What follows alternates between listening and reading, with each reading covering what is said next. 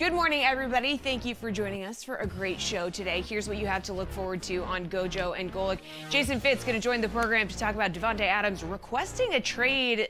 I'm sure he's going to have a very level-headed response to that one. Plus, Ros Gold-Onwude going to join us to talk about the WNBA playoffs and where we stand, the NFL at the quarter pole. So we'll give a little overview on that. All that and more coming up on GoJo and Golic.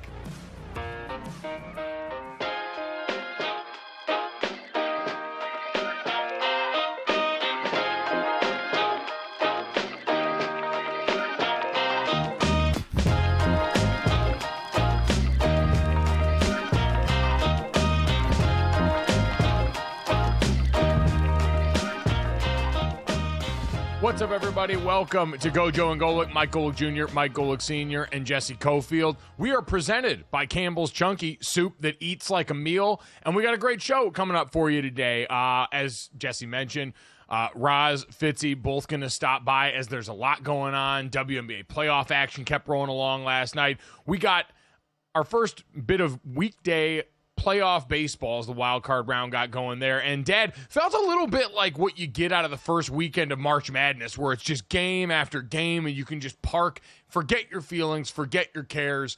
I guess in our case, because this is the job, we can do that without feeling like we're skipping work. I'm actually doing work, but an exciting day of baseball as the postseason got started yesterday for sure.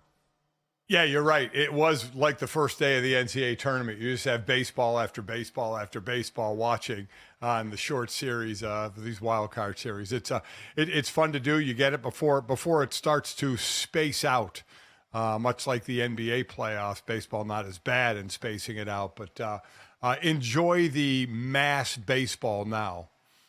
Exactly. So plenty of interesting results from there that we're going to get to as the week goes along, but Jesse mentioned it. We're obviously going to ask Fitz about this because he's our resident Raiders fan, but man, the situation in Las Vegas has turned sour quickly, and it's hard to start anywhere but there, as it was announced yesterday that Devonte Adams has told the team he is requesting a trade out of the Las Vegas Raiders. Dad, some cryptic comments that he made in regards to his future, especially after, and this is peak 2024 sports media news, there were reports that Antonio Pierce had been seen liking on Instagram a post referencing that Devonte Adams had played his final snap with the Las Vegas Raiders. So, Dad, Do you think that Instagram post is correct and we have now seen the last of Devonte Adams in that Raiders silver and black?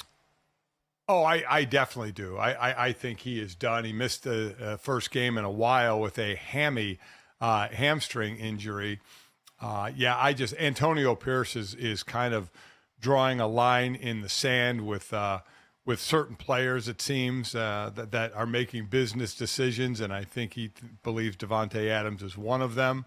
And there's a money play in this as well, what you can get back as well, and just you would be getting rid of one of your better players too. I mean, let's be honest, your best player, quite honestly, you'd be getting rid of your best player, and it would be, a decision for the Raiders, who are a Midland team right now with mid-play quarterbacking between Minshew and Aiden O'Connell, that you don't know when the arrow is going to go up on them. They are still kind of building, and they have a high-ticketed item in Devonte Adams, who is still owed $13 million of his $17 million this year, and then 2 years at a little over $36 million each of the next 2 years, though none of it is guaranteed. They could cut him, keep him the rest of this year and cut him, but then they take a $44 million dead cap hit as well. So it just seems like Antonio Pierce is trying to set the tone for the team that he wants, and that Devonte Adams is not going to be a part of it.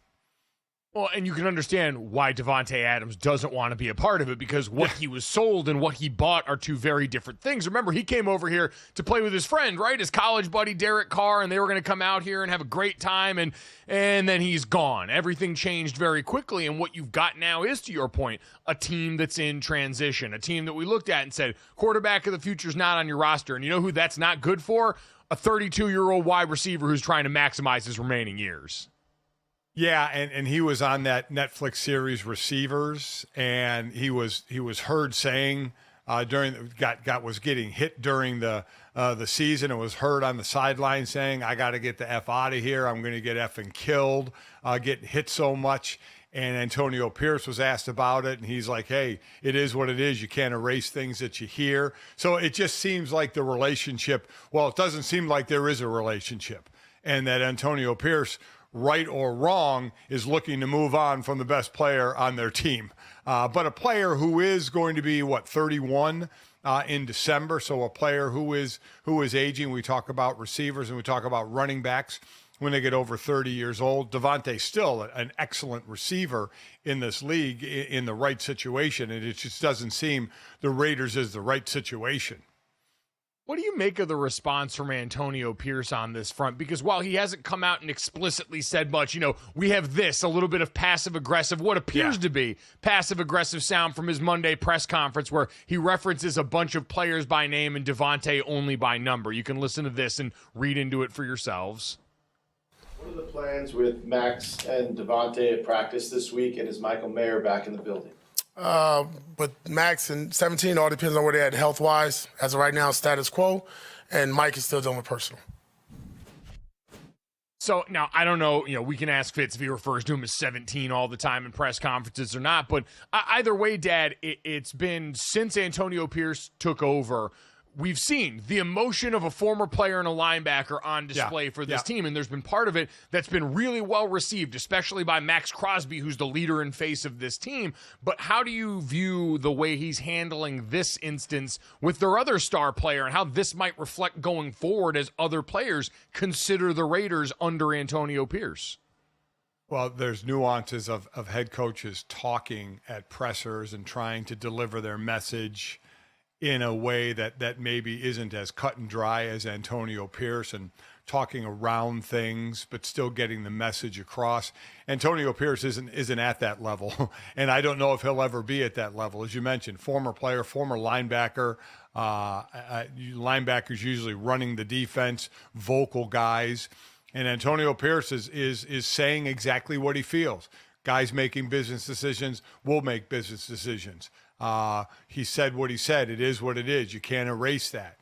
In talking about Devonte Adams and the Netflix series, he's going to lay it out there for you in linebacker form. Do you think that's the right way to do it? Well, I mean, it all depends on how the team reacts, right? I mean, if you want to have your best players on your team buying in, and it seems Max Crosby is buying in to the tough love and the toughness of Antonio Pierce, because Max Crosby is 1,000 miles an hour guy, but you want your best players buying in. Max Crosby is buying in. Devonte Adams is not buying in. So can you say mixed reviews?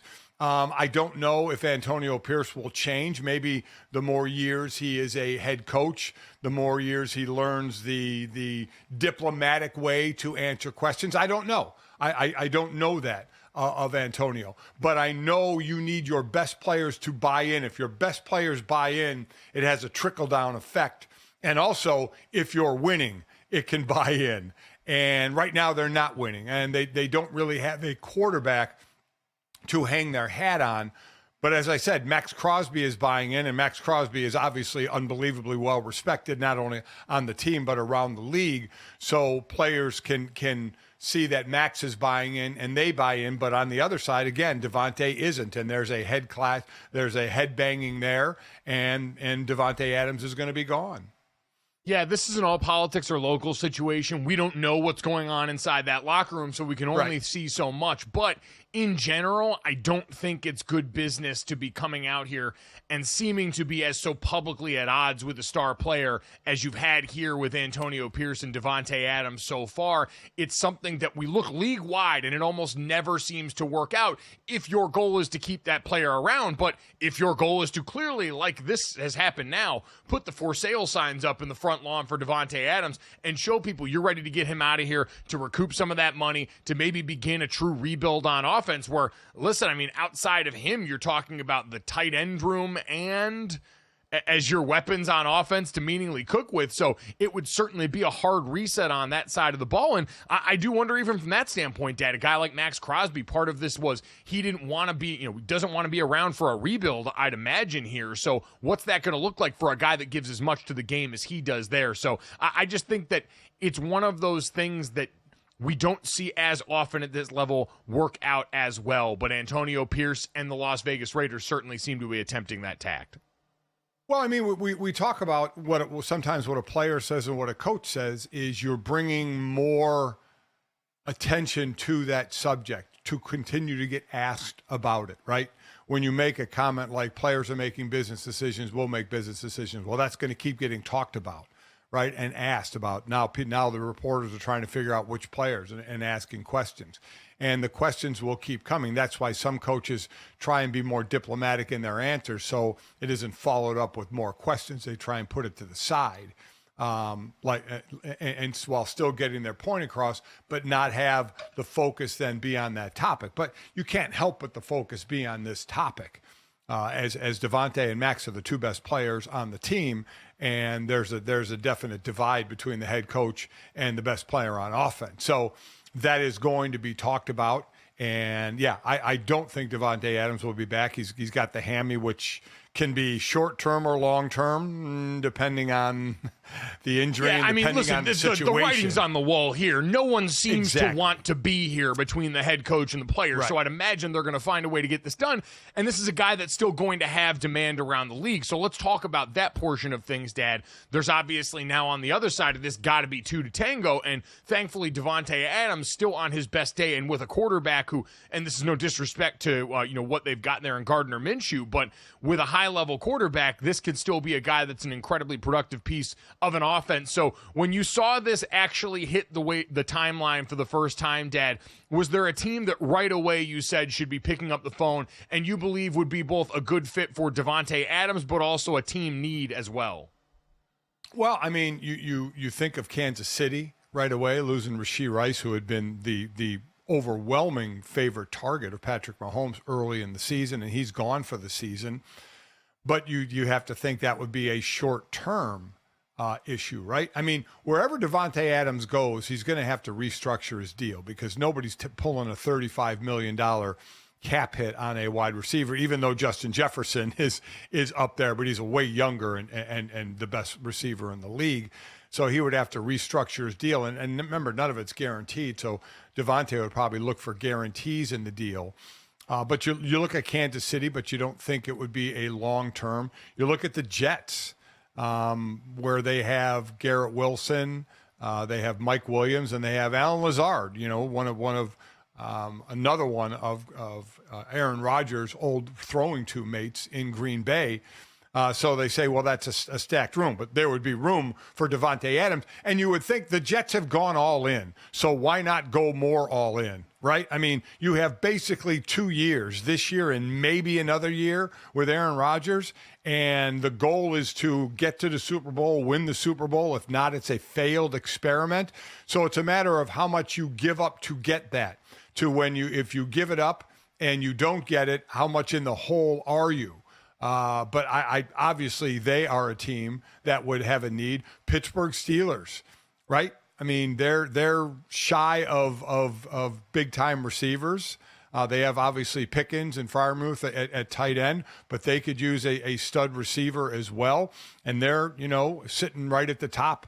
Right at the top of the division, having a hell of a year. Again, I think most of these would be a shorter term deal, though. Well, I mean, as you mentioned, not having the guaranteed money makes this contract a lot easier to trade going forward. Let's put this out there right now. There's no way in hell he's going to Kansas City. They are not going to trade him within the division to a contending team and watch the team that's been the bane of their existence go and run circles around them. So while I understand the need from the Chiefs side, it is dire. Like the Chiefs, it's getting scary hours with the offensive skill position players there. This is not a realistic solution, so that is not going to happen. I would agree. And then everybody will point to the Jets. And they say the compensation would be a second rounder and some others. When remember, Devonte Adams went for a first and a second. And if you're the Jets, what do you care about draft picks? You're in it for the next 2 years to get established players to help you win. So it would seem they would be the team that would come knocking on the door. Like I said, I think Pittsburgh would be a team that would do it as well, and both would restructure the deal.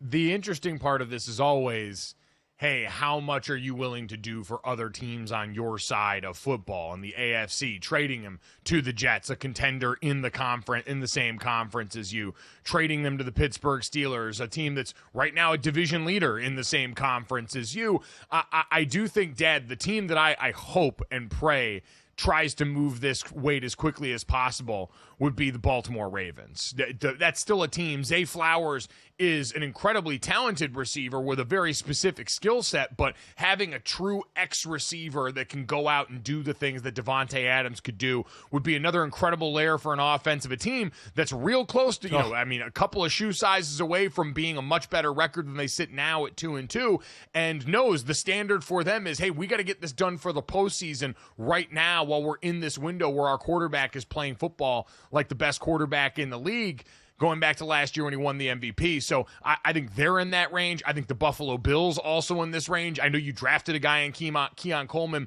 with his skill set, but for a cupboard that's mostly bare right now, that's probably a team that also needs to be involved in this. The one that's interesting, Dad, and Mina Kimes mentioned this a while back on her podcast, The Mina Kimes Show, featuring Lenny.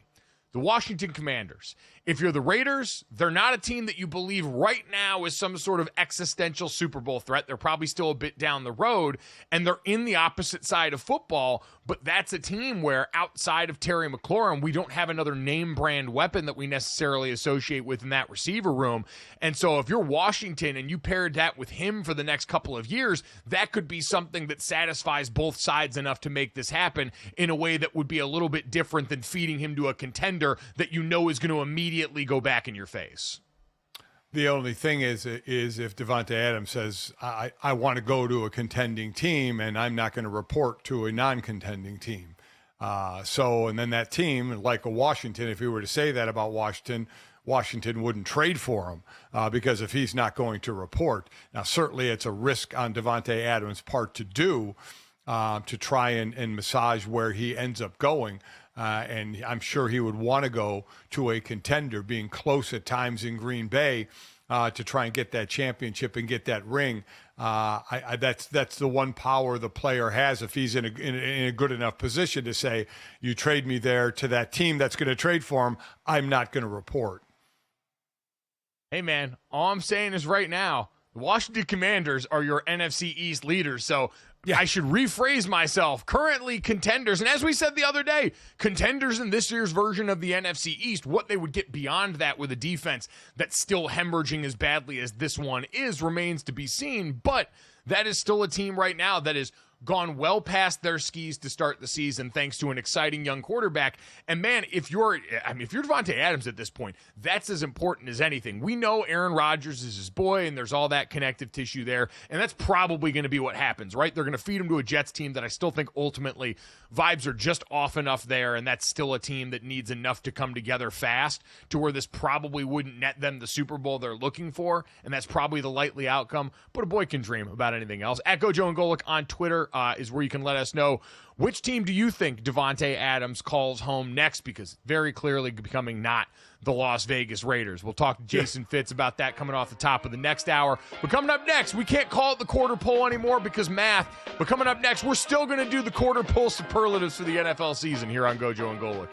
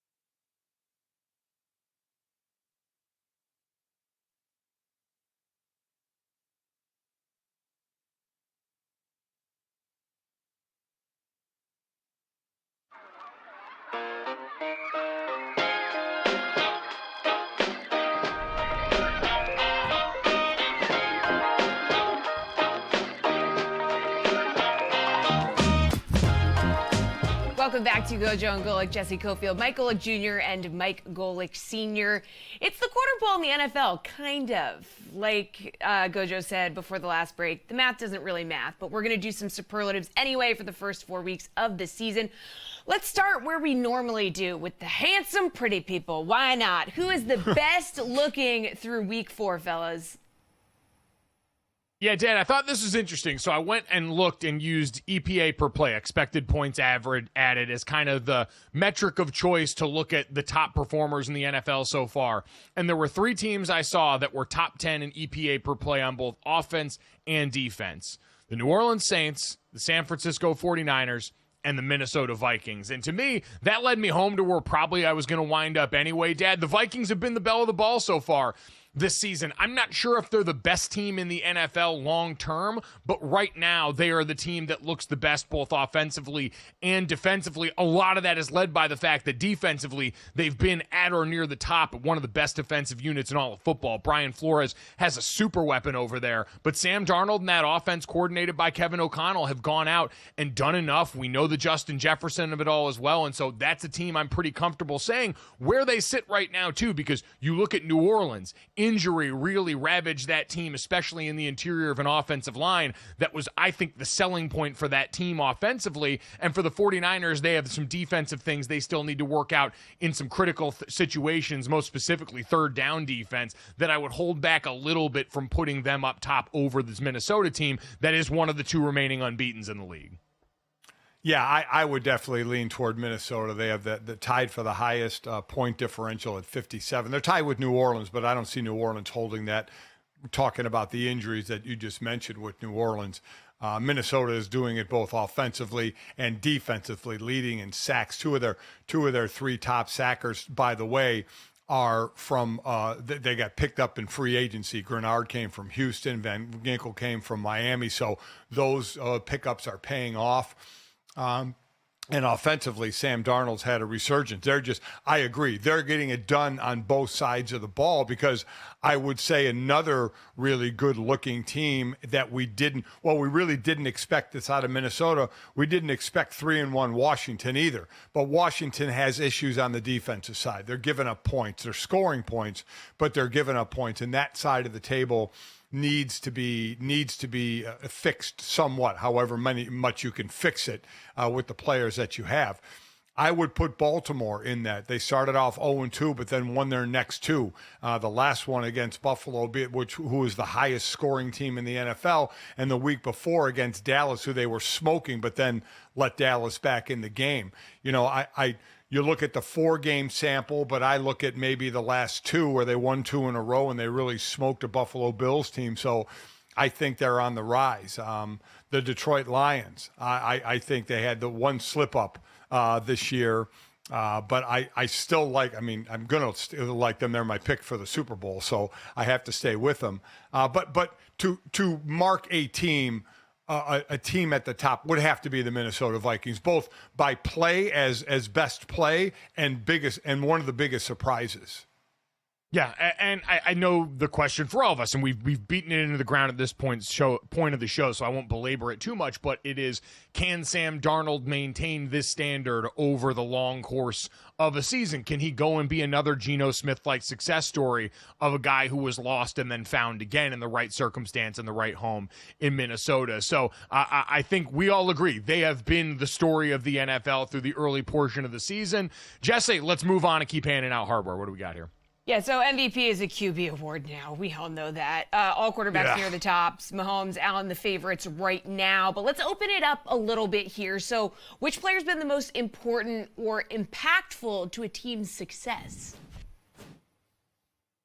I mean, I understand we just said one of the names, Dad, but it's hard to look away from Josh Allen and what he means to that football team at this point in time. He is the sun and moon for that group right now. He is the second highest passer rating in the NFL, second highest EPA per drop back. He hasn't thrown an interception so far this season, which I think, given Josh Allen and his track record, is sort of the amazing part here. And he's second on the team in rushing for a group that's kind of trying to make that their mainstay. So I think they structured their offseason kind of like the Chiefs did with Mahomes years ago when they allowed Tyreek Hill to walk out of the building. They said, hey, we can get away with this because we believe 15 is different from other quarterbacks.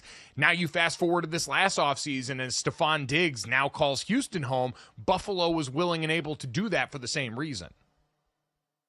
Yeah, I'm going to lead to Sam Darnold. Sam, you mentioned Josh Allen's the second best rating. Sam Darnold's number one. Sam Darnold's the only quarterback with double-digit touchdowns with 11. Now, he does have a few interceptions where Josh Allen doesn't have anything, and Sam Darnold is not a runner, certainly not in the Josh Allen category, but not a runner at all. But they don't really have a running game. They're about mid-pack in a rushing attack, so it is a passing attack, and obviously the defense helps as well. But I guess I would lean to Sam Darnold because we didn't expect Sam Darnold to do this.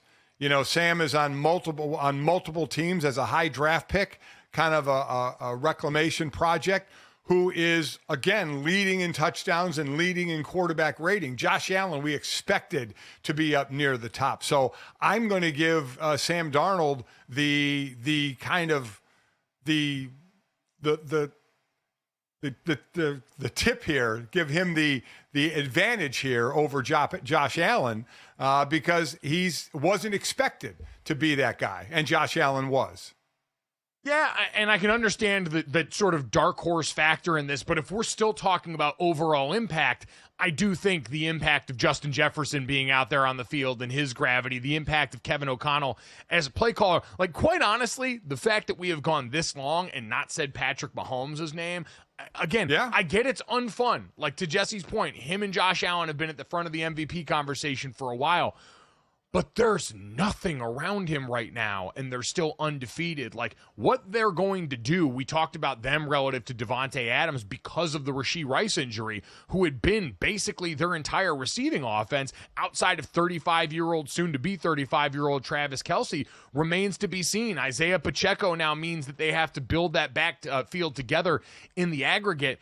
And Mahomes is still keeping them within range of being one of the better offenses in the NFL. I know we've gone nose blind to that, but it just felt wrong to go forward without mentioning at least a little bit as we have this conversation. So that one way to look at it. Dad talked about the dark horse portion, Sam Darnold being one of those guys we didn't expect. He's also a new face and a new place. So, Jesse, why don't we give some love out to those guys? Yeah, new face, new place, best addition, like new addition to a team. What do we think?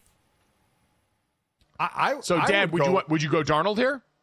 No, I'd probably go. We'll do enough of the Vikings and Sam Darnold. I go Derrick Henry. Derrick Henry is 30 years old and leading the league in rushing.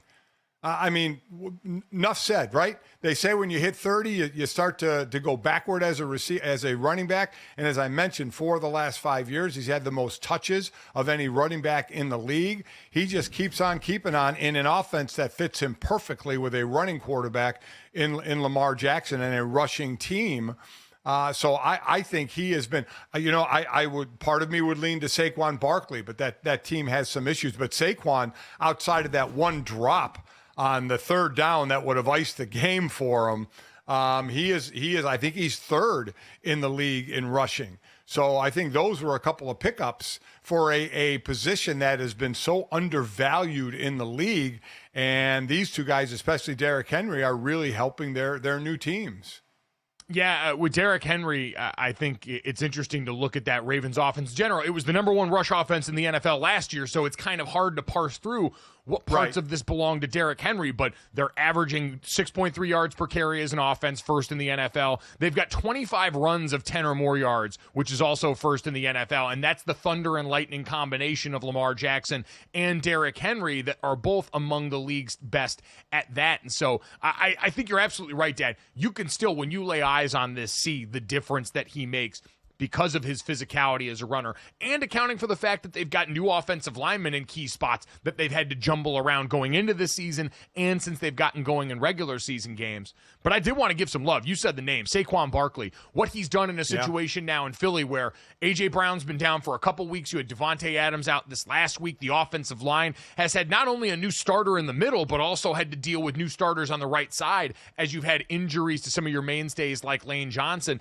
And again, he has 4 rushing touchdowns, which is tied for 4th most in the NFL. He's tied for 5th himself with Derrick Henry for rushes of 10 or more yards so far this season. He's been every bit as explosive as we wanted him to be behind certainly a much improved offensive line from what he was dealing with the New York Giants, even if it's not maybe the Philadelphia offensive line from 2 seasons ago that managed to make its way to the Super Bowl. So running back, a position that we had all left for dead, I think clearly making a massive impact so far this season amongst the new faces in new places. Is there anyone else, Dad, that you think might qualify for that outside of Sam Darnold or these guys that we met there? I mean, Justin Fields is listen, winning has his team at the top of the division, but his stats aren't like eye-popping. He hasn't like gone. We haven't gone like, wow, there's a no-brainer. He's the starter over Russell Wilson. So I wouldn't go. I wouldn't go with him. I would stick with the 2 that we had.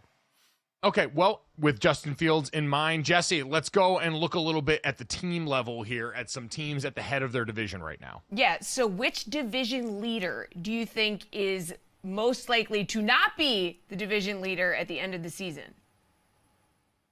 Oh. Yeah, Dad, I think looking now, so we've got the Bills, Steelers, Texans, Chiefs, Commanders, Vikings, Buccaneers, and Seahawks that are currently the leaders in their division. So if you had to pick one from that group that you think was least likely to win that division at the end of the season based on the standings now, who would it be? Well, I mean, I think I would look at three, the Steelers, the Commanders, and the Seahawks. Maybe throw the Vikings in there with Detroit on their tail. And with the Seahawks, you got San Francisco coming up. The Commanders, the division's not great. And the Steelers, you have Baltimore that is playing really well. Wow. I'd probably still say San Francisco is going to win the NFC West. So I would probably lean toward, to me, it'd be between the Seahawks and the Commanders. And I'll say, because the San Francisco I trust more than Philly or Dallas, that it would be the Seahawks that would be the fun while it lasted. I'll go the Steelers on this one. I think the Ravens are that good of a football team where you can already see, hey, this group has been close. It took insane comeback by the Raiders that's easily antidoted if you just go and run the damn ball in the fourth quarter. I think that team's got what it takes. So I think the Steelers, who we saw a little bit of regression, there's still that confusion around the quarterback situation that we may not be done with Russell Wilson as the season goes along. I think that the Ravens are going to win that division. I think the Steelers will be finding their way still potentially in the playoff conversation, but just not at the helm of it. Jesse, let's get to one more and get a little case of the warm ass in here on our way out. Yeah, not all sunshine and rainbows, am I right? So a lot of teams down in the dumps, a lot of players, a lot of coaches perhaps. Whose seat do you think is getting the warmest? I think this is obviously going to be Doug Peterson. Shad Khan, the owner of Jacksonville, said this is the best team that they've had and the most talented team that they have, and they're the only team with a goose egg under the W column. So, and they just paid their quarterback to be the now the second highest paid quarterback in the league. So I would say Doug Peterson. I mean, Brian Daboll is they already talked about Daniel Jones in the offseason Hard Knocks, but I think his seat is hot. Stefanski and Eberflus, you have a number one quarterback who's a rookie. I think, though we have seen coaches go by the wayside and with the number one pick and bring in somebody else, but then you're doing two offensive game plans or offensive situations with a young quarterback changing offenses again. I would say Doug Peterson would have to be at the top of this. I would agree. I do think Flus's seat is quite hot, too, and a lot of that has to do with the coordinator hire. The bloom is off the rose quickly with Shane Waldron in that offense. A lot of people in Chicago really, really upset in seeing what Seahawks fans were maybe complaining about in the lead up to this, but I'm with you, Dad. It's Doug Peterson. There are 275 million reasons why it's Doug Peterson, because Trevor Lawrence, for all the parts of this that are issues with him, Ben Solak did a great write-up on how the play calling hasn't done him any favors over at ESPN.com. He's going to be here because they just paid him a boatload of money, which means they got to find someone that wants to work with this quarterback and is going to maximize him because, like you said, when the owner says, hey, I like this team a lot, that means that you need to go out there and perform a lot better. Speaking of great performances, though, coming up next, the WNBA playoffs are rolling along. We'll take a look at some of the best performers in the Big Apple next on GoJo and Golic.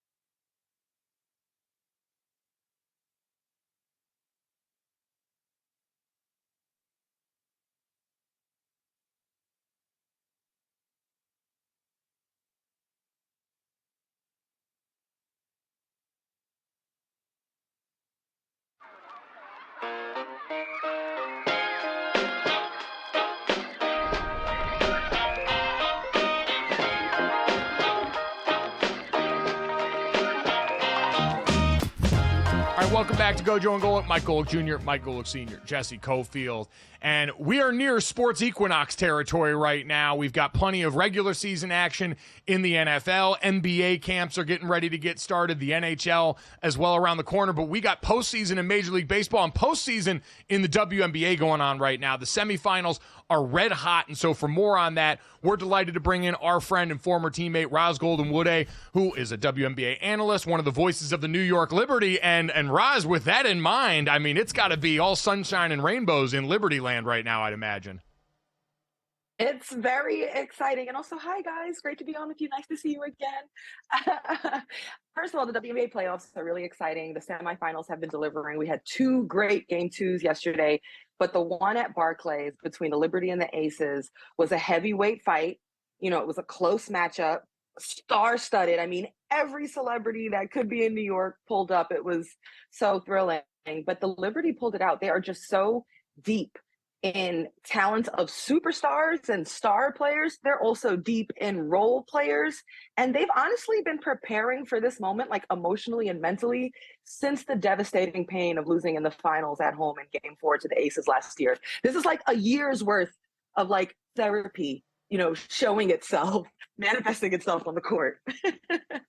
So, I mean, good game, 1-point lead by, I believe, the Liberty going into the 4th. They win by 4 in this one. And no team has come back down 0-2. I think Phoenix one year brought it back to a Game 5, but didn't win. So no team has come back from 0-2. So what do the Aces have to do to come back to try and get their 3rd straight championship? I think this is going to be very tough on the Aces to fight their way back into a series with the Liberty.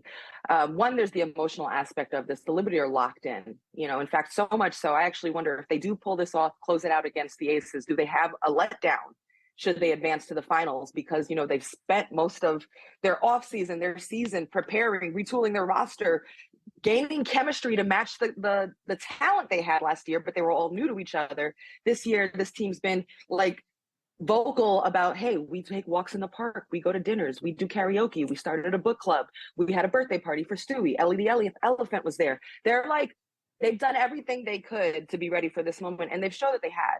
I think in Game 2, what I saw from the Aces was a much better, well-rounded team effort. Asia Wilson's been great, and supporting cast stepped up. You know, you had Jackie Young show up and have some points there and get the buckets going. You know, in Game 1, it was Kelsey Plum. You know, Tiffany Hayes off the bench today was better. There was a wrinkle in the starting lineup. They put Alicia Clark in to give them some more scoring burst.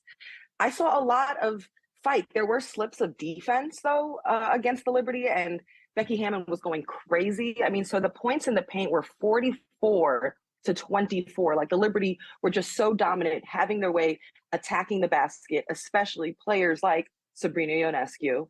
And I think it's just tough because every time they tried to make a push and they kept it close, the Liberty had someone else who would have an answer, whether it was Sabrina Ionescu, who has, I think, emerged in these playoffs. Not only has she been dropping buckets like 25 points per game, it's her efficiency at 52% shooting, or it was Jonquel Jones who would make a devastating play, or it's Breanna Stewart, the reigning MVP, or coming off the bench. How about Courtney Vandersloot taking that for her team, a star in this league, coming off the bench, being super efficient and making high impact, or Kayla Thornton, a role player on this team, who on offense and defense made huge impact. There was just always an answer for the Liberty. They're just so deep. It really is an incredible group. I heard, you know, the halftime desk giving a lot of love to Courtney Vandersloot for the job that she has done in embracing that different role at this point in her career. But you mentioned the name. Sabrina Ionescu was a woman on fire. And, you know, we've seen since the beginning, dapping up Spike Lee, embracing all of the New York of all of this. Why have you think we've seen a different version of her this postseason so far? Experience. You know, it comes with experience.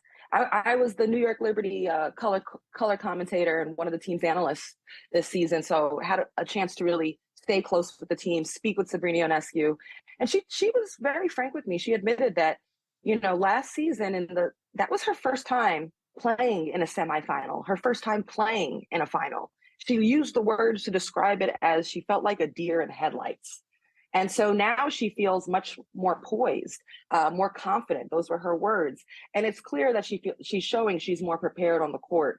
In high pressure situations, the Liberty held on and kept their poise and finished. And like for her, she scored or assisted on 16 of the Liberty's 19 total points. She got to the rim. She got to the free throw line. She just made it happen. And on top of her loving the light, like I've been actually covering her since her Oregon days, she is not afraid of pressure. She wants it. Now she's got the experience to meet the moment. And then on top of that, there's something that comes with like when a player is arriving and emerging, their intersection with like pop culture and lore.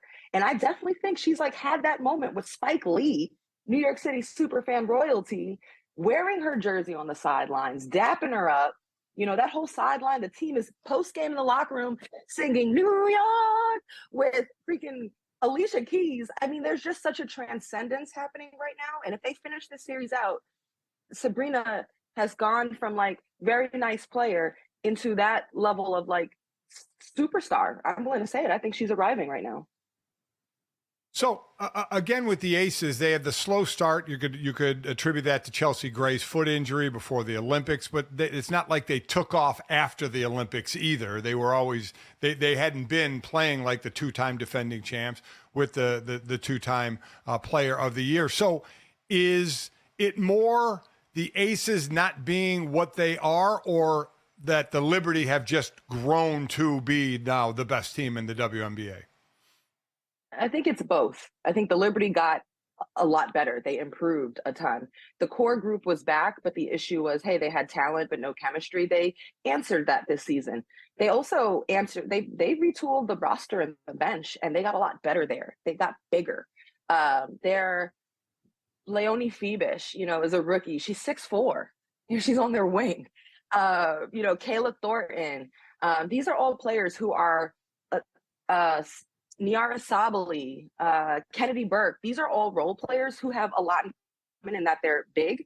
They're high IQ players. They play both ends of the court, use their length on defense. Most of them can shoot and stretch the court, and they're just interchangeable in that way. And a lot of them are dogs. Like I was talking with Jonathan Cole, the Liberty GM, and he was like that he also scouted these players for their mental toughness. Like he specifically was looking for players when the lights got bright, who grinds down, like who's a winner. And these are players that are not afraid of making winning plays alongside the stars. Now, to answer about the Aces, like I think it speaks to also how great Asia Wilson's been this season, where the rest of the team, historically, the Aces have never been deep. I'm like, what is the right way to say this? Historically, the Aces have never been deep, but it's been harder to cover those gaps because their core group of Asia, Jackie, Kelsey, and Chelsea, they haven't been as potent on offense. They can't hide the lack of depth as much. They're not as potent as they were last season. This team has been not as good as they have been defensively. So they've had spurts of bad defense. And, the rest of the league got better. And so it's been tough on these Aces to like cover the gaps. And they finished the regular season strong, but the Liberty matchup is a tough one because the Liberty have so much depth defensively to make it hard on Asia and everyone else. So you mentioned the Liberty in the driver's seat for this series right now, and there is potential. This was the finals matchup from last year. This is the team that the Liberty have had their eye on. The potential for a letdown as we look at the other series that's tied one apiece now with the Sun and the Lynx. How much of a chance do you think one of these teams coming out of that series has of taking down the Liberty if history holds and they're the one that advanced to the finals on the other side? Both the Lynx and the Sun are very good. There's nothing dark horse about this. Like they were some of the top teams in the league. In fact, the Lynx have kind of the Liberty's, feather. How do you say that? They got their they got their number. Card. They got their number. And so they actually beat them in the Commissioner's Cup this season. They've really made it tough. They've matched up tough against the Liberty. Against Jonquel Jones, they've been able to really limit her presence inside, even the amount of field goals that she's taken. What's good about the Lynx? They're very strong on defense. They shoot the three well, and they share the ball well. So shoot the three. make a lot of assists, and D up. That's a great formula for success. And all of this surrounds Nafisa Collier, who I also think has had, a real arrival this season that was percolating or, growing season by season. Like, this is her team now. She inherited from Sylvia Fowles and legacies past of, former Lynx teams that won championship and had all these great legacy players. This is a new group that is now emerging, and she's got a bunch of role players. I like to say that the group around her, a casual fan may not know all of their names or stories. They're like a group of some of them have been slept on. Some of them have been outcasted in their career. And this combination, it's this group of misfits that are vets, that are tough, and that fit each other really well. And I think the Lynx are a really tough team. For Connecticut, they've always been this super physical, muck it up defensive squad, right?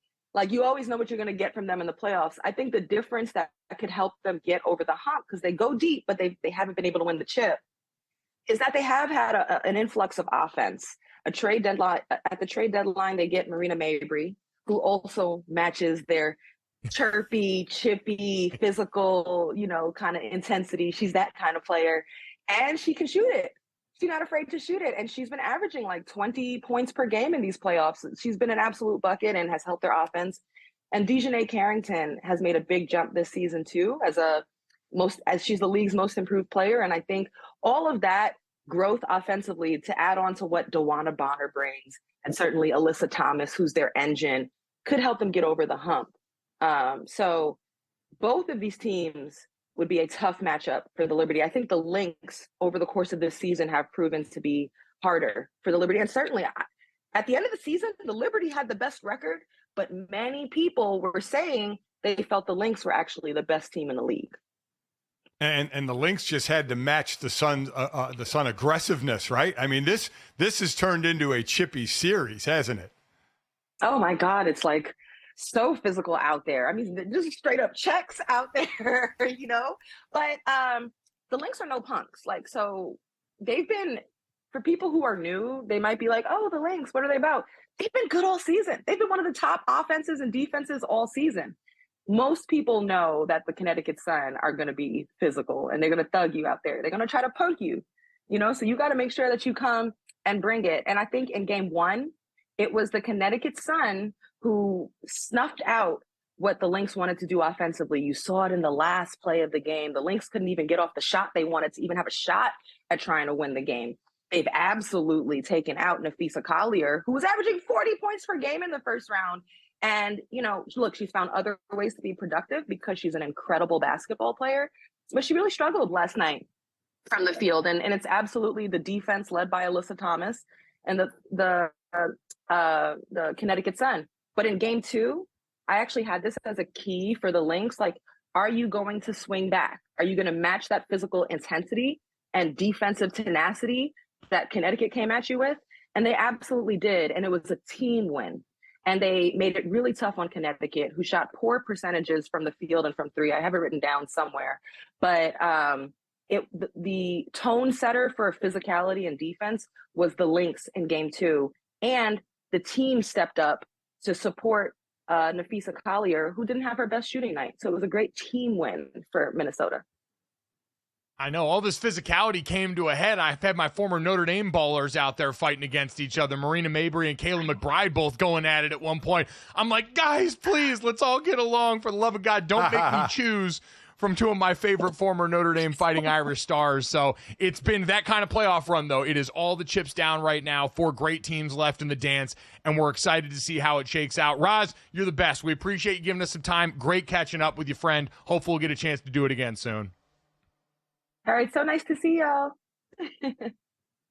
Awesome. Good to see you too, Ros. The great Ros Gold-Onwude, kind enough to give us some time here, Dad.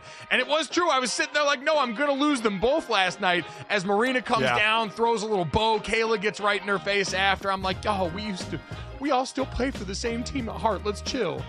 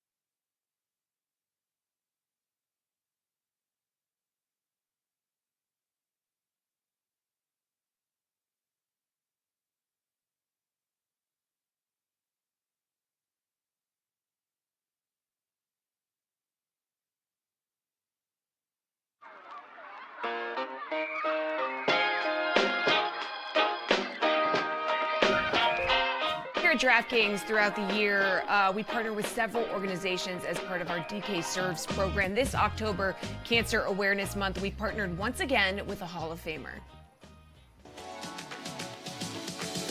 This October, DraftKings and the Larry Fitzgerald Foundation are teaming up once again to support breast cancer research. With the Pinkham program, DraftKings Serves is pledging to raise $100,000 during Breast Cancer Awareness Month. To join the cause, visit DraftKings.com/serves. Enter a weekly Pinkham contest, and DraftKings will donate $1 per entry on your behalf.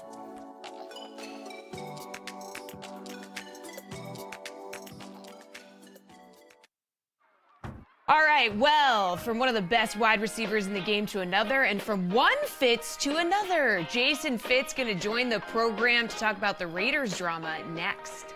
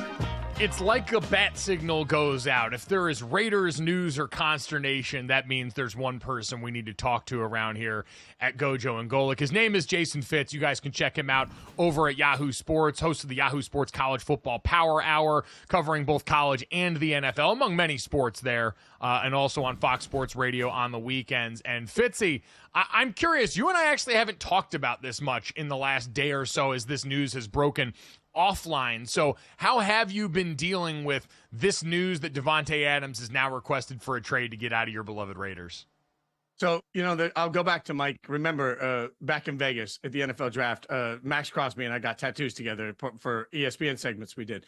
And I remember in that interview talking to Max, and, everything had been kind of chaotic that year. Gruden, everything was going on. And I was like, man, how'd you deal with the chaos this year? And I'll never forget, Max literally laughed and said, this year, there's been chaos every year I've been part of this organization. And I laughed because he's right. Like, he went through a relocation. He went through weirdness with the coaching that we've all talked about. That he went through a coach he loved not getting the job. Like, all of these different things that happened. And now all of a sudden, what do we have again?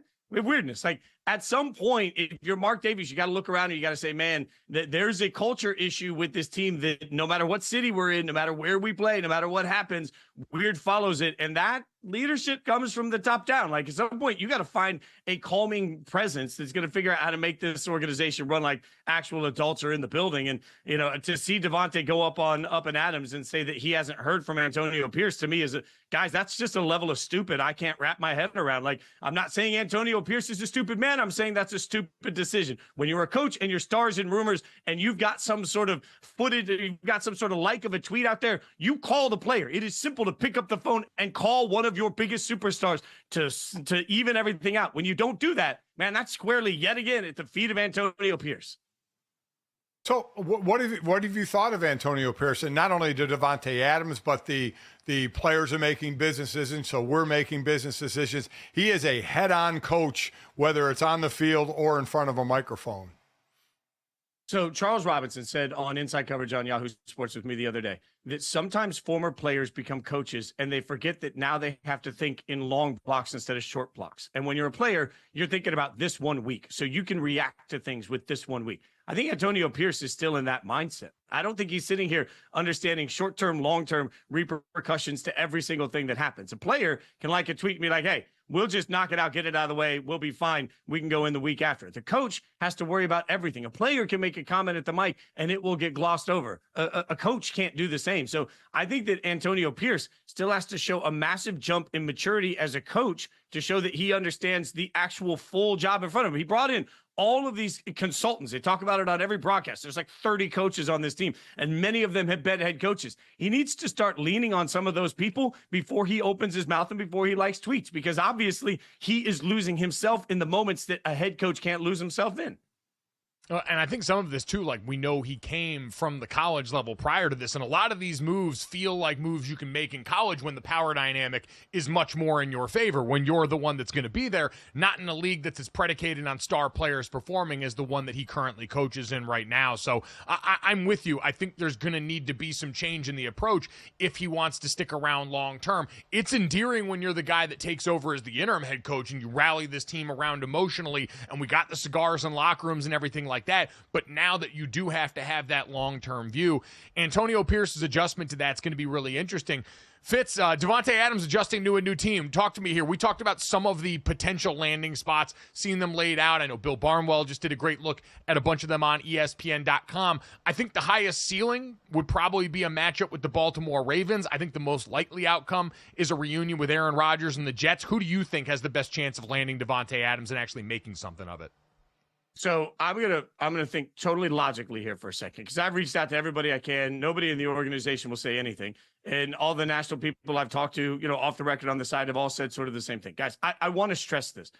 I don't believe the Raiders are actually going to trade Devonte Adams. I know everybody thinks that I've lost my mind, but if you're telling me that they're struggling to get a second-round pick, that feels rich right now. A second-round pick feels rich, according to multiple people I've talked to, because of his age and his contract. So you're telling me that the Raiders are going to look at Mark Davis and Max Crosby, and they're going to say, hey, don't worry about this year that we're mailing it in. We got this second-round pick that we're going to use as part of a package next year to try and move up and maybe get a quarterback. Like, that's not a great sales pitch. So I know everybody says I'm crazy. Maybe I'm wrong. But when I just stack the logic blocks, all emotion out of it, I still think he's going to end up with the Raiders for the rest of the year. That being said, if they do trade him, I don't think it's going to be to somewhere where Mark Davis is going to have to watch him win a Super Bowl in the same conference. Like, this is where New Orleans makes sense. Put him with Derek Carr, his best friend, the reason he went to the Raiders. You can package that to everybody as he wanted to be reunited with Carr. That's the reason he came here in the first place. You put him with Dennis Allen over there. You have Raiders South and New Orleans. That's fine. But the concept of putting him with the Jets and then watching Aaron Rodgers win a Super Bowl? No, I don't think there's any way you can look at Mark Davis and say, sorry, we didn't try to really enter the Aaron Rodgers sweepstakes, and now we're going to help Aaron Rodgers win a Super Bowl in our conference. That doesn't make any sense. Baltimore, you're sending him somewhere where, man, now you got to tell Mark Davis, I know we beat this team a few weeks ago. We're going to help that team win the Super Bowl. Like, the sales pitch to the owner feels really hard in the AFC. And yes, Mike, I saw you say this. I will echo this loudly. They could offer a Brinks truck. Short of giving up Mahomes, he is not going to Kansas City. Like, that's just ain't happening. Yeah, that's definitely not happening. Them keeping him the rest of the season, I don't know either. Jason, you could pay out. They still owe him 13 some mil on the $17 million deal. Nothing after this year is guaranteed. But if they had to release him after the season, if they wanted it to cut ties, it's a $44 million dead cap hit that they're going to take. And are they willing to eat that as a team trying to build again? Or do you just say, you know what? You just put the blinders on, you look for the best business deal for your team, and you make a move? The hard part about all of this, guys, and I don't think this has been talked about enough, Mark Davis sat in a room with John Gruden when John Gruden decided to get rid of Khalil Mack. And what has that done? For years. And the whole pitch was, we're not going to be good. So let's get equity for Khalil Mack while we can. He doesn't really want to be here. He doesn't want to be with me. These are all the things that Gruden sold Mark Davis. So I hear you, Mike, because you're totally right that why would you want to take on a dead cap hit? Get something while you can get something. I understand all of that logic. But man, can you really believe that it won't be here we go again? If you're the new administration that walks in and says, you've never heard this before. We've got a superstar player that may or may not really want to play here. We're not 100% sure. We can get value for him now, and we are rebuilding. So let's go ahead and trade him. That's Khalil Mack all over again. We saw how that worked. Khalil Mack still kicks the Raiders' ass twice a year. Like, at some point, you just got to look at it. That, again, I just come back to Mark Davis. I don't know why he would do it. I think you're right, Senior, that it makes the most sense if you're going to get rid of him anyway to trade him now and get something for him. I don't know how you do that and everybody in the building doesn't get fired. Yeah, certainly. And then, like you said, I think the way you framed this is the appropriate way. It's how you make the owner comfortable with the decision you're about to make from a football sense. Because we've seen across this league, plenty of owners say, hey, I'm going to find and empower my football people. It's a lot different when you're constantly reminded, especially an organization like the Raiders, that you remind me all the time, is not the most cash-rich organization in sports. Things might operate a little bit differently around there. Fitzy, I want to zoom out to some of the rest of the league and specifically some of the other AFC contenders. We've talked about the Kansas City Chiefs, who people wanted to make this happen with. I know the Buffalo Bills were another team people floated because Josh Allen has a bunch of young, very green weapons in that room around him. But that group took its first loss this past weekend, got humbled a little bit. And defensively now, they're going to deal with the suspension of Von Miller, 4 games for violating the NFL's personal conduct policy, according to the league. On Tuesday, this suspension appears to stem from allegations that Von Miller assaulted his pregnant girlfriend back in November of last year, which obviously abhorrent allegations. We know nothing came of that legally, but the league had its own investigation and they make this decision. Fitz, when you look at them, when you look at the Kansas City Chiefs, which of these AFC contenders are you most worried about now coming off this first quarter junction of the season? Well, I want to say Kansas City. I do. I want to say that I'm worried about Kansas City. And if you told me that we were, for example, going to get Baltimore versus Kansas City 10 times in the regular season, I'd take Baltimore in 7 of those matchups, the way Baltimore's offense is humming right now, right? But if you told me that we were going to do the same thing in the playoffs, I'm too scarred to bet against any version of Patrick Mahomes. Like, it doesn't make sense, but we all know that the Chiefs figure out a way to get it right. I do think there is a little concern. And as much as I think I've talked to Josh Allen 4 or 5 times this year for Yahoo, and every time we talk about the receivers and getting familiar with them, I do think there's a little bit of we have no idea what some of that offense will look like in the playoffs, which is a much different beast. So if I could bring in somebody that would help normalize that a little bit, it makes a ton of sense. The Bills, on paper, I don't want to let one game suddenly cause me to freak out. I don't want to be Kermit the Frog running around with my arms flailing. But I do think that there are moments when you look at it and say, hey, if you're going to do this where everybody eats, man, if you got a game where you're lacking a little rhythm, you got problems. And if you're short on the defensive side of the ball, you're putting a lot of pressure on everybody to eat like it's Thanksgiving, not everybody to eat grilled chicken and veggies, right? Like, so that's a much different world. So I'm more worried about the Bills than I am the Chiefs because they don't have Patrick Mahomes. And how about the Jets? The Jets in their second game put 24 on a good Titans defense. They put 24 on a good Patriot defense. Then they only put 9 up on the Broncos in just a direct game. But again, we have the Robert Saleh and Aaron Rodgers who continually try and say the relationship is fine. You have Saleh talking about the snap count that Aaron Rodgers has been using since he has been born, basically, to try and get free plays. What do you make of that relationship and that team? Yeah, it's like every couple you've ever seen that ends up divorced, and they spent the last like 2 years where the whole friend group knew that they were just absolutely not getting along.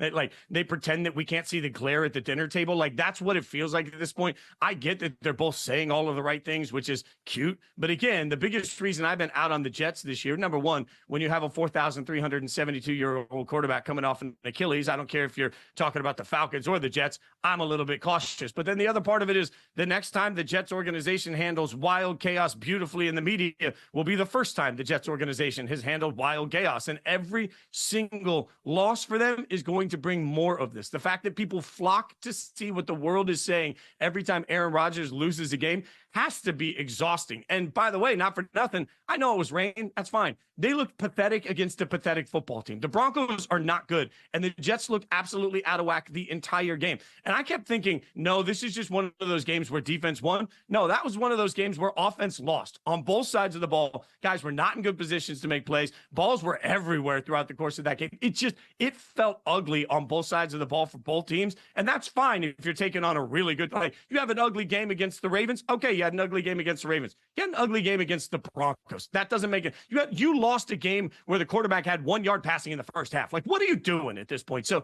I think that I'm just waiting for the bomb over here of the Jets to just come and implode. That's what's going to happen. All right. Again, the Jets imploding. Water is wet. I see why Stugotz is the way that he is. Fitzy, we mentioned off the top, Yahoo Sports College Football Power Hour is where people can check and listen to you. I want to hit a little bit of college football. Coming off this weekend, Alabama gets the big win against the Bulldogs. Is it clear, no questions asked, they are the best team in college football right now in your mind?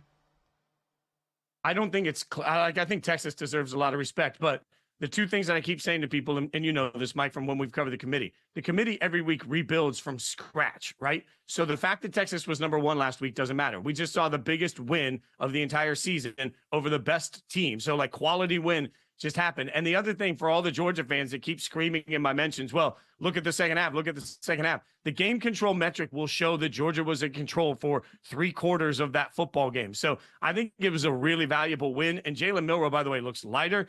He looks faster, if that's even possible. He's more accurate. Like Kalen DeBoer is over here getting Jalen Milroe paid because my guy is the people are going to be flocking to get Jaden Daniels part 2, which is what the comp is going to be by the end of the year for Jalen Milroe. So yeah, if I had an AP vote, I would put Alabama 1, Texas 2. And that's not to disrespect Texas. It's just to respect the best win in college football so far this year.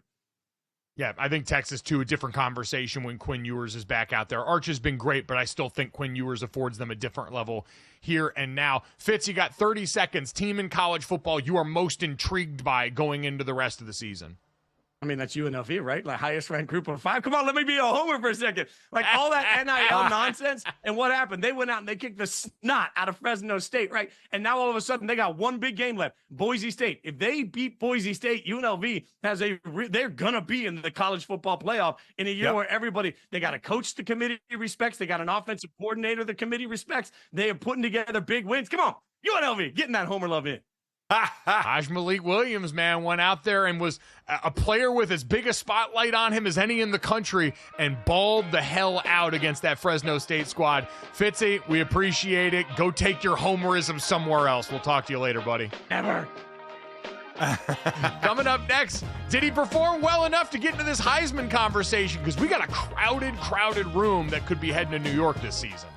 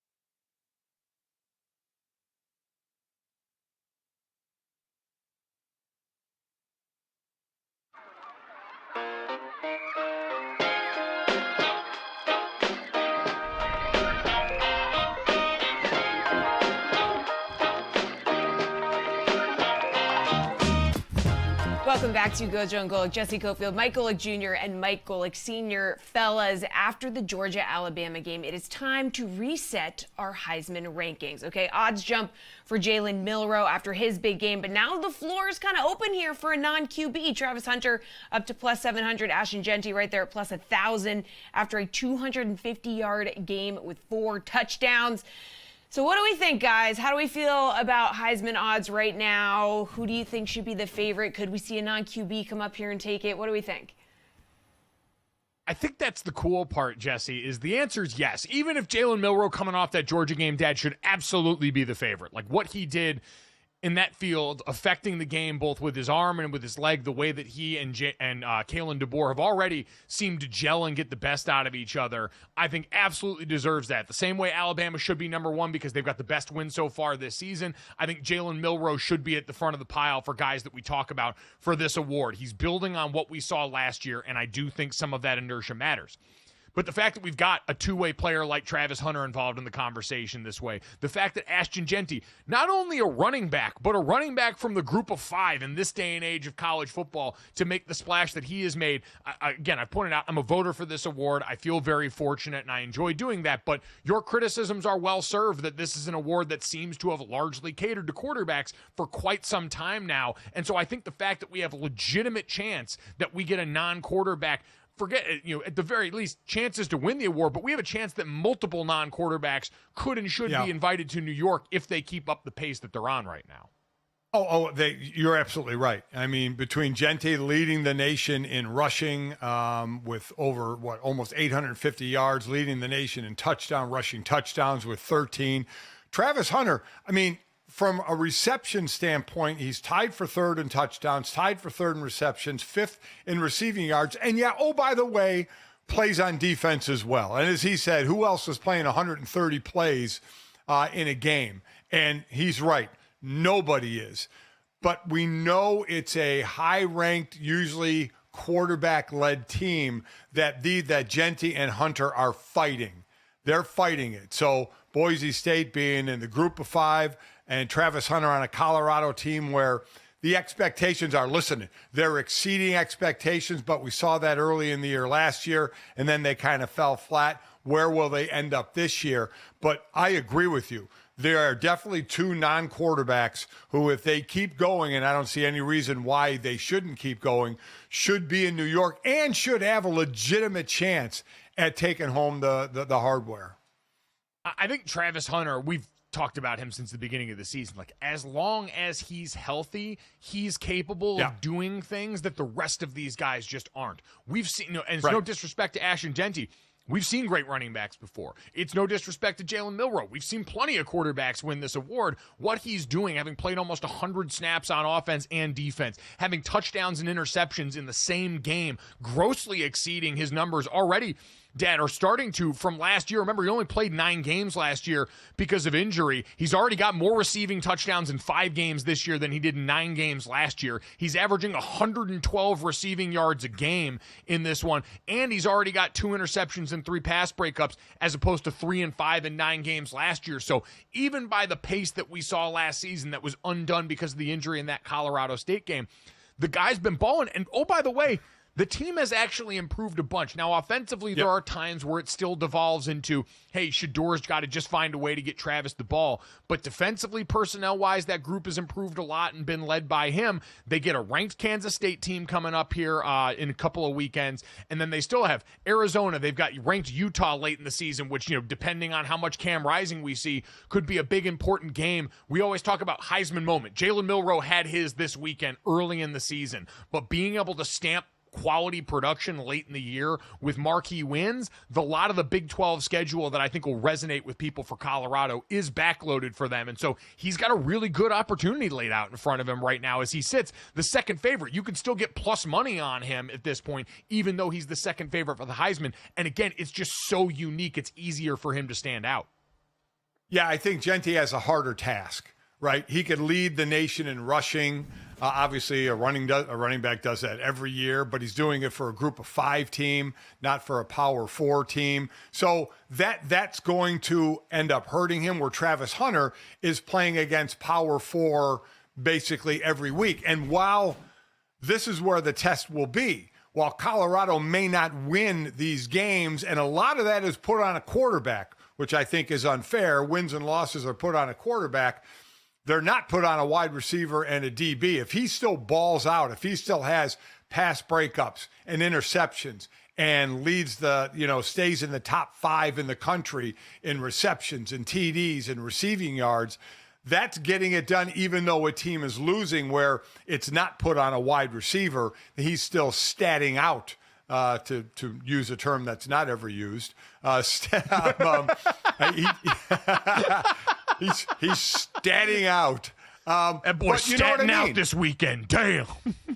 But you know what I mean? I mean, Milroe or a quarterback could put up great numbers, but if their team loses, that's put on the quarterback, where a loss isn't going to be put on Travis Hunter if he still has 9 catches for 130 yards and 4 passes defensed or an interception. The loss won't be put on Travis Hunter. It will just be stacking his stats. Yeah, I do think it's a good point that the wins as a quarterback stat is a double-edged sword if you're talking about this conversation for someone who's not, best player on best team, where a lot of these things are built for the long haul in that way. Dylan Gabriel, someone lurking in the wings that's still going to have plenty of opportunity, especially as that Ohio State-Oregon game looms.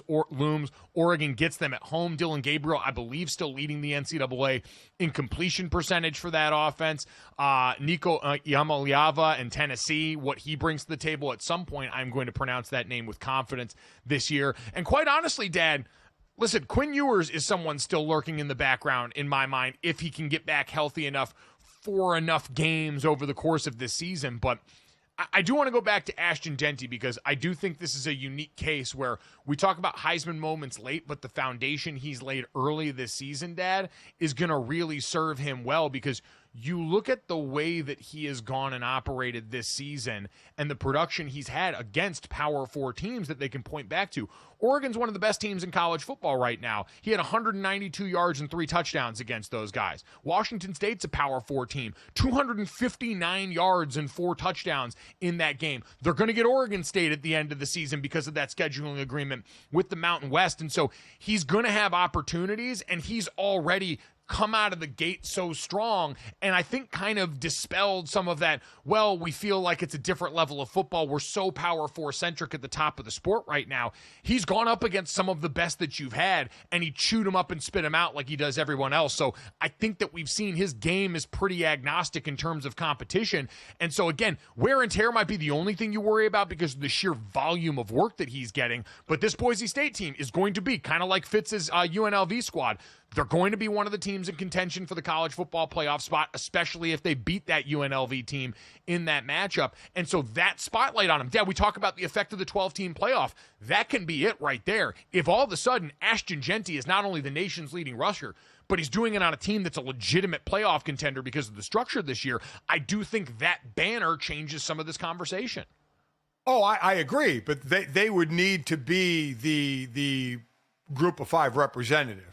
Right, where as I said, Travis Hunter, they don't have to make the playoffs for him to win it.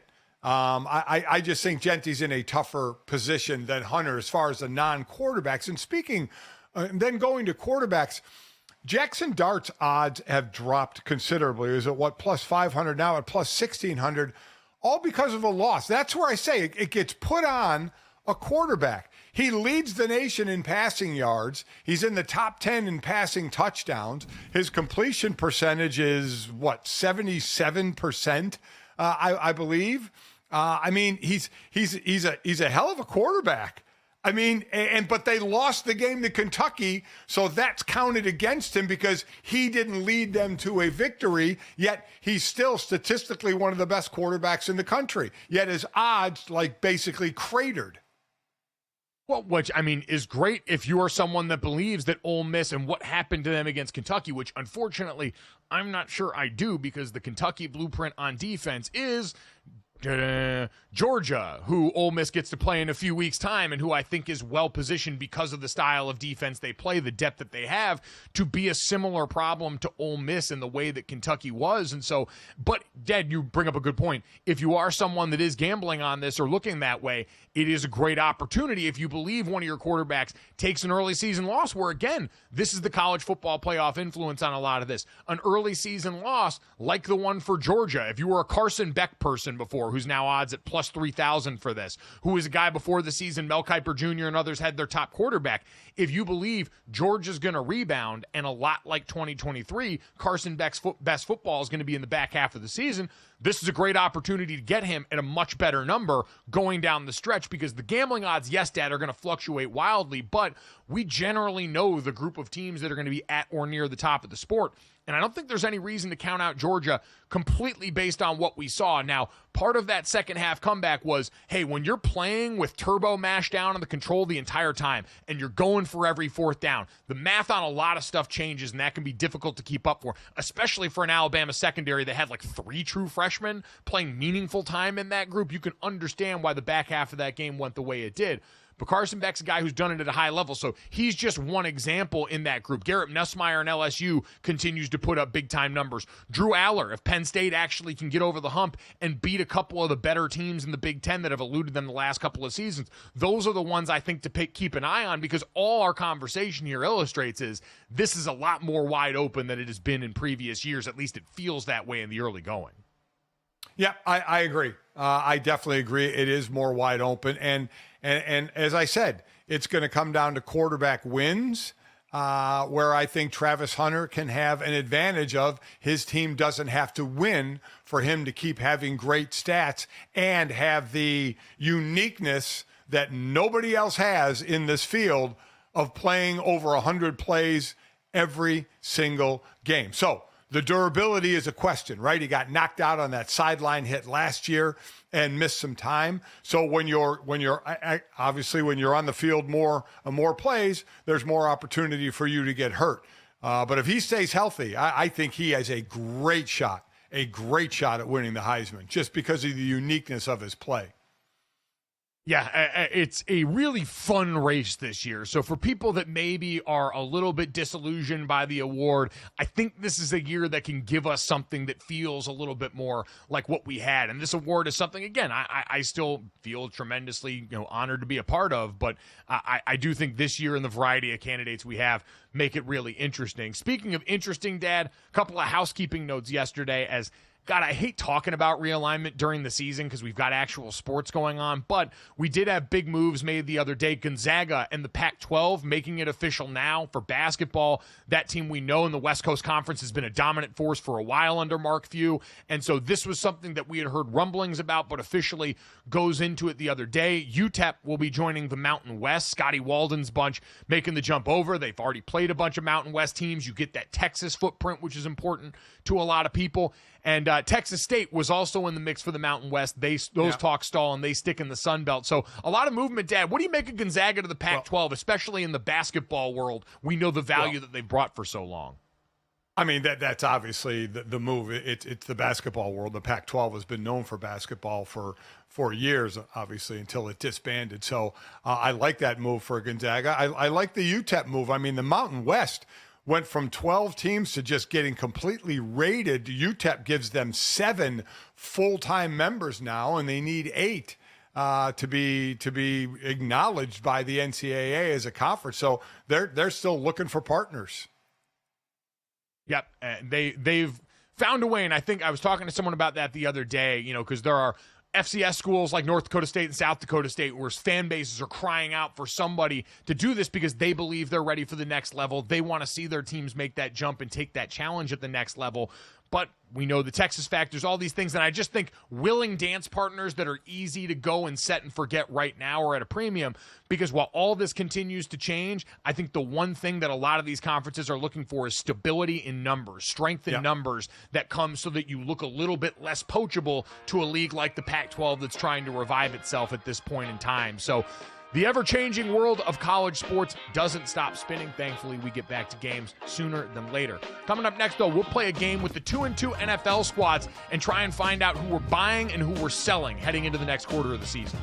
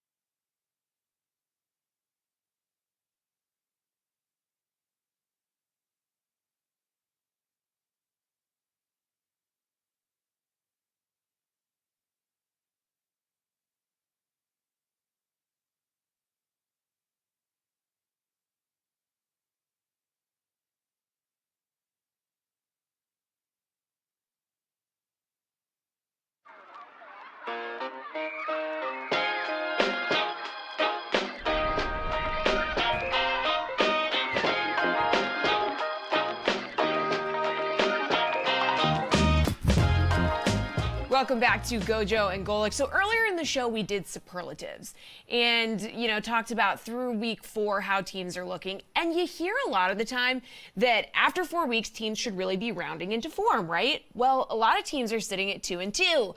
So we don't really know who they are, what they are, etc., including the Bears, one of those 2-2 teams. So can Caleb Williams get them moving in the right direction? I don't know. Roschon Johnson helped the Bears get the win last week against the Rams. So here he is on how Caleb Williams has shown leadership throughout those first 4 weeks.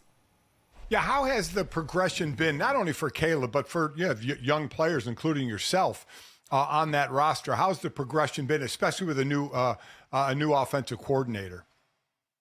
Yeah, I think it's been pretty smooth. I think experience is the best teacher, especially for young players. So I think that the more and more experience that we get in different situations, the better we'll be. And as we build more and more chemistry all around, not just, with Caleb and the receivers, but with the running backs and the O-line, just kind of trusting each other's time and trusting that we'll be where we need to be and just evaluating the film and making sure that we're doing what we need to do. I think ultimately, we're bound to keep getting better and better. So. Okay, so the $1 million question is, what are the Bears? Their over-under was 9.5. The book thought a similar thing about the Colts and their young quarterback. We'll see how long Richardson is out. But another rookie has Denver feeling like hopeful here. So can any of these young quarterbacks, do we think, keep their teams in the playoff hunt?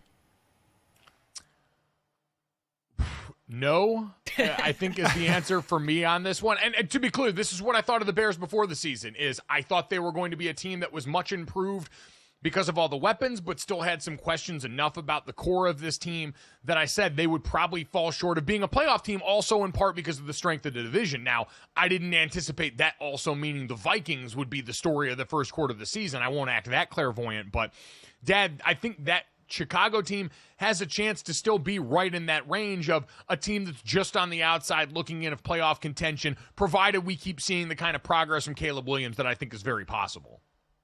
It's amazing. We're doing a talk about the young quarterbacks, and I know he's got a winning record, but Jaden Daniels sitting at 3-1, leading his team to the top of the division right now. But the Bears offense is awful. I mean, it's just awful right now.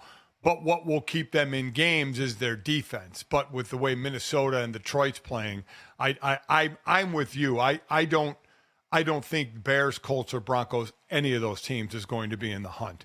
We don't know how long Anthony Richardson will be out. So talking about a young quarterback leading now, that's 2 years in a row, where last year an injury kept him out the whole season after 4 games. We'll see how long this time he is out. And Bo Nix, I mean, my God, I know they won the game against the Jets, but it was an awful offensive performance. And I guess what you're looking for with all of them, and Anthony Richardson is off the field, so it's tougher to get, you're looking, especially for the rookies, improvement through the year. You're looking for better awareness in the pocket, less happy Pete in the pocket, more staying in the pocket. When you move out of the pocket, are you looking downfield? Are you looking to run? Are you moving out of the pocket too quickly? You know, these are you going through your progressions? Are you getting your right read, at least having the right read, even if at times the completion doesn't work out?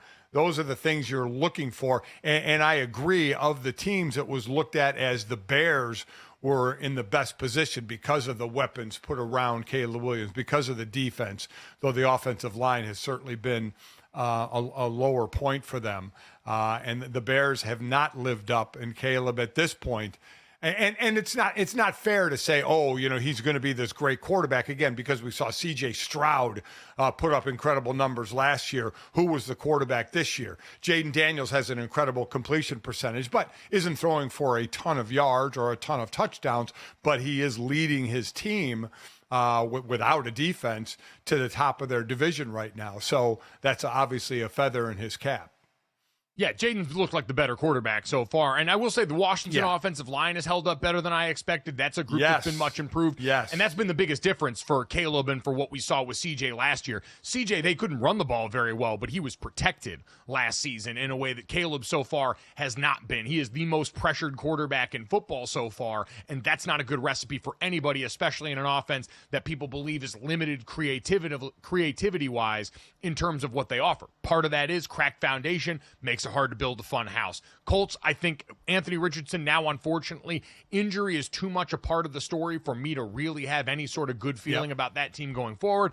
And the Broncos had almost negative passing yards in the first half of last week, and so I cannot feel good about what went on there. Even though if I disagree with Fitz, I think that defense might actually be onto something. We know Pat Surtain was always going to be the story in the secondary, and thankfully he got paid this offseason, but I think that front seven's starting to come alive a little right now. We're a far cry from 70 points at the beginning of last season. So, Jesse, let's move into a different tax bracket when it comes to some of the 500 teams in the NFL now. Yeah, well, let's talk about some teams that we thought were preseason Super Bowl contenders, but they are 2-2. So do you think the Eagles, Cowboys, 49ers, and Ravens are still contenders despite sitting at 2-2? Dad, who do you think it has the best chance in this group? Like, I think the Ravens are right now the team I would be most comfortable stamping, given what we've seen from them in every game this season. The 49ers, honestly, probably not far behind that. I think those two teams, that the 49ers I had representing the NFC in the Super Bowl, while defensively they've got a third down problem right now, offensively the injury bug has just ravaged them. You've still seen a really productive Brock Purdy as this offense has really morphed how it goes out and gets its yards, and that's been enough to keep them in these games. Weird loss, but a division loss to Matthew Stafford, who's playing transcendent football right now. I still think those two teams look, at least in one aspect, like the team that I believe they can be by the end of the season.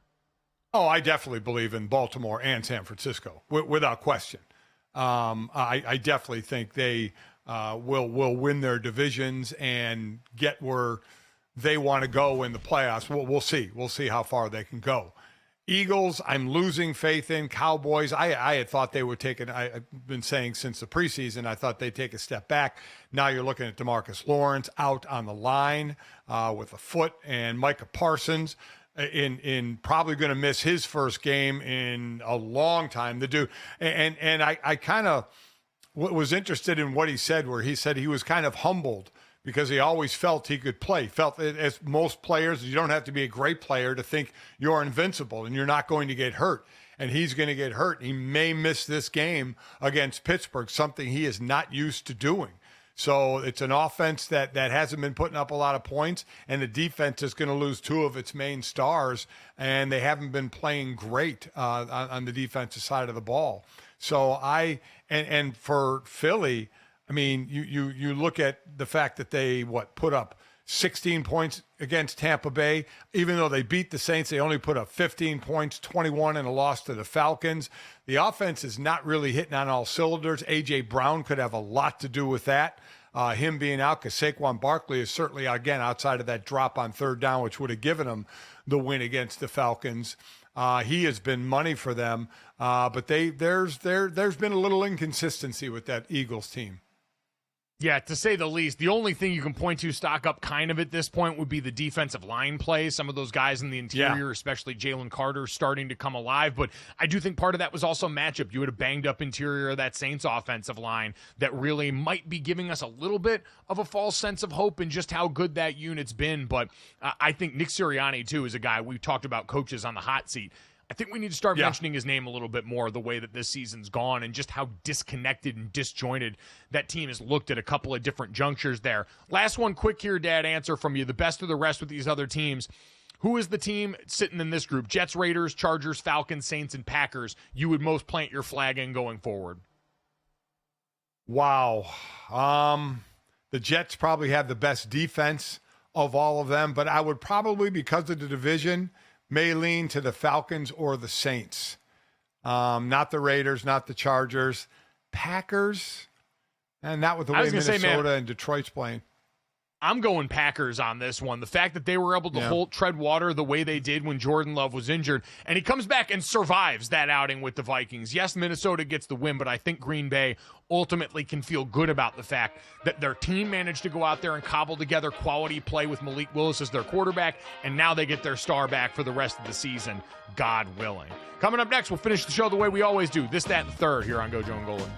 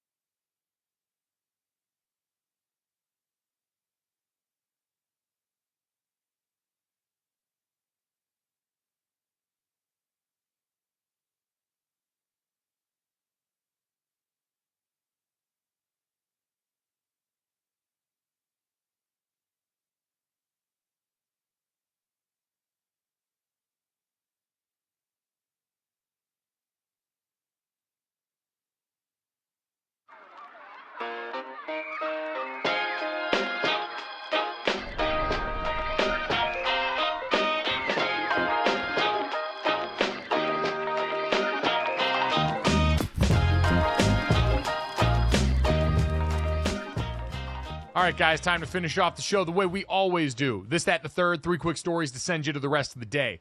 Download, subscribe, rate, and review our show. Leave it a 5-star rating and check us out live Monday through Friday from 8 to 10 a.m. Eastern on the DraftKings Network. And if you miss us live here or any of our great guests, thank you to Ros Gold-Onwude, the voice of the New York Liberty, and great WNBA analyst stopping by to talk WNBA playoffs with us. Jason Fitz, our buddy from Yahoo Sports, kind enough to stop by and talk about the Devonte Adams potential of a trade coming up in the remainder of the season. If you missed that, check it out wherever you get our interviews on our wherever you get our podcast, I should say, or right here on YouTube as soon as we get done. I'm a little verklempt because I get to talk about our friends at Knockaround Sunglasses right now. This, that, the third is brought to you by Knockaround. If you head over to knockaround.com right now and use promo code GoJo Golic, you can get a good deal on your new go-to pair of polarized sunglasses.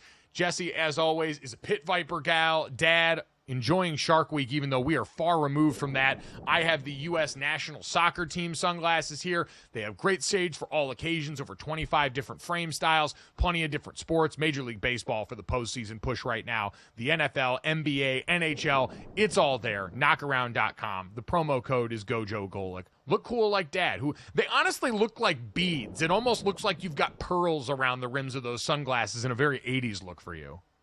They're cool is what they are. They're cool, and I'm cool wearing them.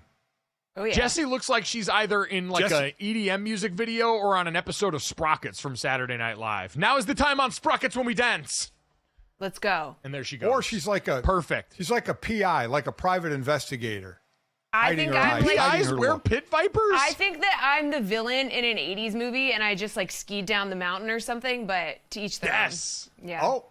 Yes. There you go. Flawless. Oh, I like that. 10 out of 10. Yep. No notes. Mm-hmm. Jessie sees the ball and sees the picture very, very clearly right now. Let's get to this, that, and the third, guys. And let's start off with this. The NFL, in their ever-present quest for world domination, has now turned their eyes toward the new set of countries. Adam Schefter reported yesterday on his podcast with NFL Executive Vice President Peter O'Reilly that the NFL is already scouting out 3 areas for future overseas games: Ireland, France, and Australia. And Dad, as we get set for the London kickoff this weekend, this to me wholly unsurprising. And you look at the places they've picked out here. France, fresh off an Olympic run, but has hosted plenty of U.S. Sporting events, including, women's basketball games in the past and other events. Ireland, we've seen plenty of college football games played over there, myself included, involved in one of those back in 2012. And Australia, none of these really surprising ventures for a league, Dad, that we've seen prioritizes this. They have gone and they have divided up the global markets amongst teams in terms of where people can sell merch, how they can brand the fan bases around there. And so this is just more on the table from a league that loves itself some more. Yeah, the furthest trip, obvious. I mean, New York to Paris is 7 hours. New York to Dublin is like 6.5 hours. I'm just trying to pick a big city spot, depending on if you fly at East Coast teams there or West Coast teams. LA to Sydney is over 15 hours. Brisbane's a little less than that. And Brisbane is going to, they were talking about flag football, the NFL in 28 in LA, and 32 it's in, I believe, flag football championships in Brisbane in Australia. So one of the reasons I think the NFL is looking to go there as well. That flight, Mike, is tough. And that's from LA.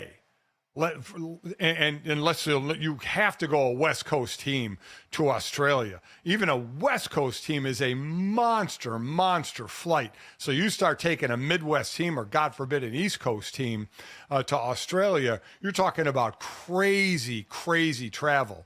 And, the NFL will take that into consideration only too far because they're going to expand to other parts of the globe, and they're going to be successful there. They're never going to move a team overseas. I still stand by that, but they're going to try and go to as many big-time outside the country places that they can go.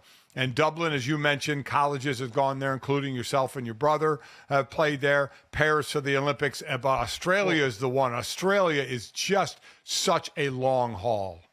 And they're going to have a bye after that one. I know some of the London games at yes. times, like the Patriots this year, won't have a bye after their game, but that one you're going to have to because you're right. The body clock, I mean, I went to Japan this summer. I don't know if you guys heard.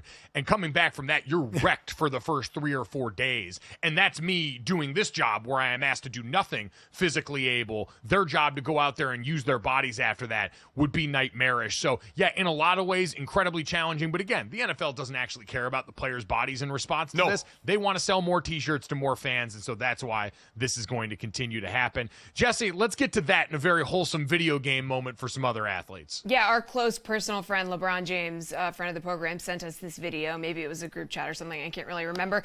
But it's Savannah playing NBA 2K as Bronny. Probably a really cool moment for her. How funny is that? Yeah, so she went into practice mode. I heard LeBron reference this the other day, Dad, at Media Day, that she went into practice mode on 2K so that she could play with her son, Bronny, here. And my question is, why did you never love me enough to play with me when I was in the NCAA video game back in the day? That's a great question, Mike. I guess I just didn't love you as much as Savannah loves Bronny. I guess that's the only thing I can come up with. Makes sense. Yeah, that's it. Maybe I was, working, doing something, busy doing something else. I don't know. Wow. And by the way, I hated playing video games. Yeah, I think that's the real reason. Yeah, I was going to say, you wouldn't know how to turn on the console. Let's be real about that. No, and I felt I would have done you wrong if I played with you. I would have made you look bad on the video because I'm not good at video games. I don't know how much Savannah plays video games. I don't know if she plays them a lot. I don't imagine that she does, but it would be very cool, to play your son in a video game. That would be cool. And now you have me feeling kind of guilty. I tell you what, shout out to the James family. They are getting every ounce of joy out of this situation in the early going because we don't know how. I mean, to the point, Savannah's got to go into practice mode to play with him here for a reason. So we don't know how much run we're going to get out of this once you get to actual basketball, but they are enjoying the absolute mess out of this in the early going, and it's cool to see. Good for them. I'm so happy they are because you're right. We don't know, and I didn't know what tact LeBron would take as far as, hey, Bronny's got to earn the minutes, got to get on the court, but man, they're just jabbing back at one another. It's great to see. I love how they're both embracing it. Yep, absolutely. Grab that net, catch that beautiful butterfly, James family. LeBron, return my calls. We still got to plan Taco Tuesday. Jesse, let's wrap this up with the third and a familiar character around this show getting another new role. Yeah, so we have Prime's announcement of a new show, Are You Smarter Than a Celebrity?, hosted by none other than our boy Travis Kelce. So let's hope he uses last week to turn the corner on the field, okay, because the haters are not going to stop if he continues to struggle and they see him on their TV more doing stuff like this, because public perception is something. Jesse firmly prepared to die bleeding out on that hill. That being said, Dad, I think this is interesting. Rob Gronkowski got to be furious that Travis Kelce is now biting into the former tight end doing the kind of dumb guy routine here. This will be interesting. Like game shows are always a tough sell. I've been around and been a part of some of these here. Trying to go with new invented versions of these game shows is tough, but Travis does have the personality to carry something like this, so I'll be curious to watch how this goes. Oh, he absolutely does. But, you put a lot of these game shows out and you see what sticks. But I know people, especially like Jesse, are going to wonder how's his play when he's hosting a game show. I mean, again, players aren't 24/7. Yeah, exactly. And a lot of episodes are taped in one day. I mean, let's pull the reins. Let's just ease up on this and let him enjoy the fruits of his labor. He deserves it. I was really hoping it was going to be Are You Smarter Than a Fifth Grader, and we get to see him do the kids portion of it, because if you really want to test your mettle as a host, you go out there and try and corral a bunch of kids, and then we'll see what kind of chops you got there. Hanging out with your brother's one thing. Hanging out and doing commercials with Mahomes and Andy's another thing. Having to go out here and throw questions at these kids, that's totally different. Hanging out with your dad, if that's something you guys enjoy, make sure you download, subscribe, rate, review this show. Leave it a 5-star rating. Thanks so much. We'll talk to you guys tomorrow.